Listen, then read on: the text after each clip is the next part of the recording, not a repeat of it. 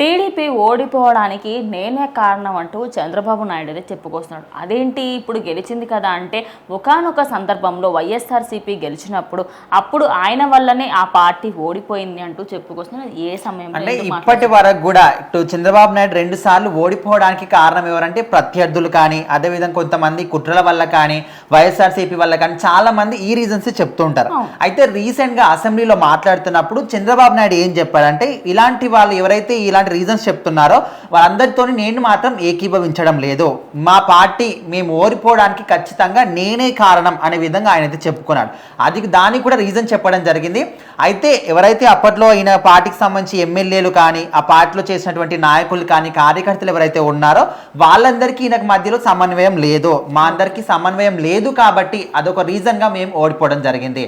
అదే విధంగా ఏవైతే పనులన్నీ కూడా మేము హామీలు అవన్నీ కూడా చెప్పామో మా తరపు నుంచి మేము వాటిని ముందుకు తీసుకెళ్ళాం. కాకపోతే ఎక్కడికైతే ప్రజల దగ్గరికి తీసుకెళ్లే వాళ్ళు ఎవరైతే ఉంటారో మధ్యలో వాళ్ళు వాటిని సరిగ్గా చేయలేకపోయారో, సో వాళ్ళ వల్ల మేము ఓడిపోవడం జరిగింది. సో ఖచ్చితంగా అది ఎమ్మెల్యేలు కావచ్చు, కార్యకర్తలు కావచ్చు, నాయకులు కావచ్చు, ఎవరు తప్పు చేసినా కూడా ఖచ్చితంగా నేను ఒక సీఎం హోదాలో ఉన్న వ్యక్తిని కాబట్టి నేను తప్పు చేసినట్టే, అందుకోసమని నా వల్లనే పార్టీ ఓడిపోయింది అనే విధంగా చంద్రబాబు నాయుడు మాత్రం అసెంబ్లీలో మాట్లాడడం జరిగింది. ఒప్పుకోవడానికి కూడా నిజంగా చాలా ధైర్యమే కావాలని చెప్పొచ్చు. ఎందుకంటే ఎవరైనా కూడా ఒక లీడర్ ఎప్పుడైనా తన తప్పును ఒప్పుకోరు. కానీ చంద్రబాబు నాయుడు ఏంటంటే ఆ పార్టీలో నేను కరెక్ట్గా లేను, ఎందుకంటే వాళ్ళు ఏదో గొడవలు పడుతున్నారు, వాళ్ళు సరిగ్గా నా పనులు చేయట్లేదని నేను పట్టించుకోలేదు. నేను పట్టించుకోకపోవడంతో ప్రజలలో అసంతృప్తి అయితే వచ్చేసింది. దానివల్ల ఓకే చంద్రబాబు నాయుడు కరెక్ట్గా చూసుకోవట్లేదు అన్న పేరు వచ్చేసింది. కానీ ఇప్పుడు మాత్రం దానికి తోడు జగన్మోహన్ రెడ్డి పాదయాత్ర చేయడం, సో అది కంప్లీట్ గా ఆయనకి సింపతిగా మారిపోయింది. ఇప్పుడు ఎవరినో ఎగ్జాంపుల్ గా తీసుకునే బదులు జగన్మోహన్ రెడ్డిని మనం ఎగ్జాంపుల్ గా తీసుకోవచ్చు.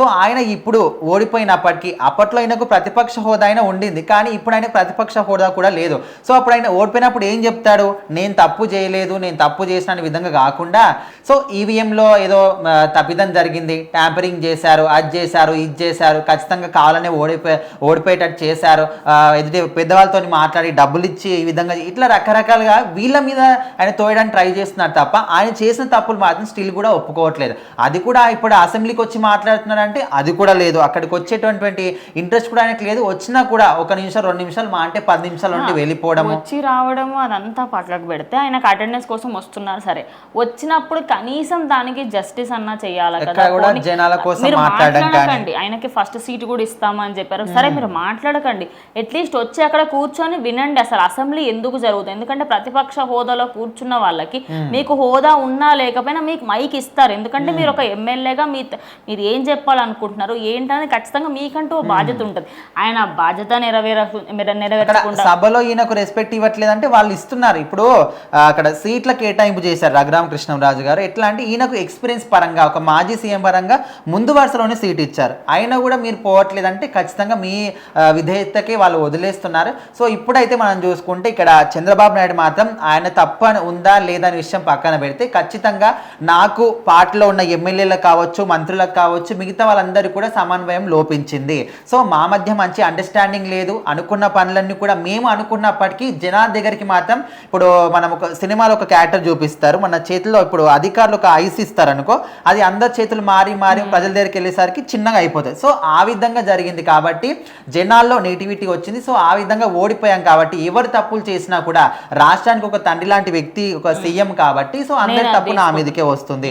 సో ఖచ్చితంగా టీడీపీ పార్టీ 2 సార్లు కూడా ఓడిపోవడానికి నేనే కారణం అనే విధంగా ఆయన చెప్పుకున్నాడు. సో చాలా మంది ప్రజలు కూడా దీన్ని హర్షం వ్యక్తం చేస్తున్నారు. ఎందుకంటే ఒక వ్యక్తి ఇప్పుడు ప్రజెంట్ సీఎం హోదాలో ఉన్న వ్యక్తి కూడా అప్పట్లో ఎలాంటి తప్పులు జరిగినా వాటిని కప్పించుకోవడానికి చూస్తూ ఉంటారు, కానీ ఈ విధంగా అంటే నిజంగా నేను చేశాను నా తప్పని ఒప్పుకునే వాళ్ళు ఎవరు కూడా ఉండరు. సో ఆ విధంగా చంద్రబాబు నాయుడు అనుకున్నటువంటి విజన్ కావచ్చు, ఎన్నో సంవత్సరాల ఎక్స్పీరియన్స్ కావచ్చు, రాష్ట్రాన్ని ఏ విధంగా పరిపాలన చేయాలి, ప్రజల్ని ఏ విధంగా అభివృద్ధి చెందించే దిశగా తీసుకెళ్ళాలి, ఉద్యోగ అవకాశాలు కానీ, మనం ఇప్పుడు ఆంధ్ర రాష్ట్రాన్ని ఇప్పుడు పోలవరం కానీ ఎప్పటి నుంచో కూడా రాజధాని అంటున్నారు, ఆ రాజధాని కూడా లేదు. సో మళ్ళీ ఈయన వచ్చిన తర్వాతనే దానికి పునాది పడుతుంది. సో ఈ విధంగా చూసుకుంటే ఆయనకున్నటువంటి విజన్ ప్రకారం చూసుకుంటే ఖచ్చితంగా చంద్రబాబు నాయుడే ఇక మీదట రాష్ట్రాన్ని మంచి స్థాయికి తీసుకెళ్తాడని ప్రతి ఒక్క ప్రజలు కూడా నమ్ముతున్నారు.